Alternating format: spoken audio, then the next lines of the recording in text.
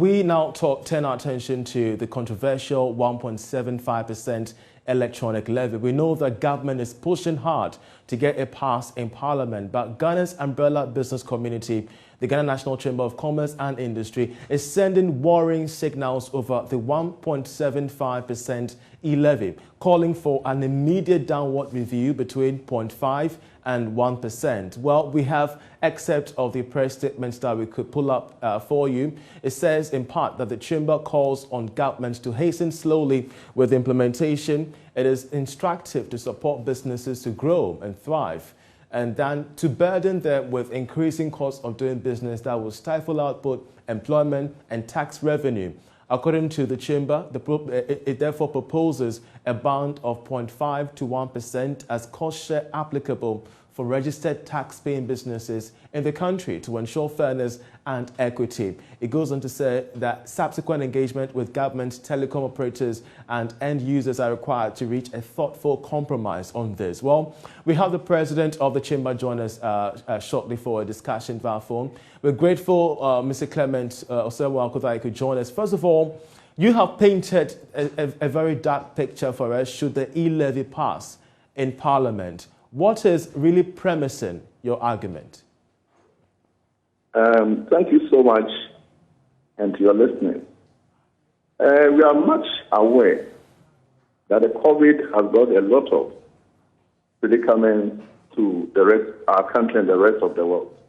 And so over the years, we have not had such an unprecedented case like the way we had the impact of the COVID on businesses. And we are much aware that even the entire world, the prices of goods and services are high rocketing. They are very high. And so we are also aware that the government will need to meet the gap between its expenditure and its revenue. And as it is now, it needs to look for money to be able to spend. And then, apart from that, then it came with a E-Levy of the 1.75%. What the Chamber is saying is that we are just leveling our injury after the COVID effect. And a lot of businesses are still crawling.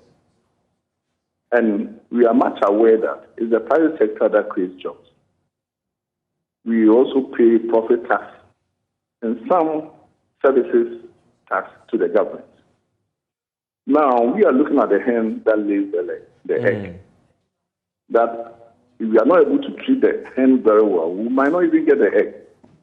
The government is imposing 1.75 levy, and we know the statistics that we have. Even other countries have not benefited from that, and most of them were even below 1%. Now, how do we support it? What we are saying is that as a nation, we must pay tax to support the government. But we are saying that the 1.7 was very high. All right. Because when you look at the SMEs, they form a lot of the chunk in this, what we call the Momo transaction. And even those within the banks, that where you have some big businesses who have gone for loans and they are paying their money, doing some transfers, etc. Sure. I believe that tax is applied on production, that you produce goods and services you pay. Now, I expected that even the telecommunication industry and those that are involved doing the transactions must rather be taxed. But it's not a person who has gotten his money in his pocket and wants to transfer money to the wife or send money to the family would have to suffer twice when he has already paid the tax. Indeed. And so if we are thinking of widening the tax bracket, we should not let the few people who are paying to be paying more at the same time. Sure. What the government should have sought to do is involve the private sector, the telecommunication industry, and the government itself, and some few other people to come in and meet and have some discussions. Because we believe that if they are even taking between 5.7, then there should be a cost sharing in this perspective, that the tax burden is not passed on onto the consumer or especially the business sector alone. We currently have had Parliament resume sitting. We are, picking that, the E-Levy was not part of the order of the day, but we're still keeping an eye on this matter. President of the Chamber, Mr. Clement Osewako, we're grateful that you could help us with your input from the Chamber's perspective on the controversial E-Levy.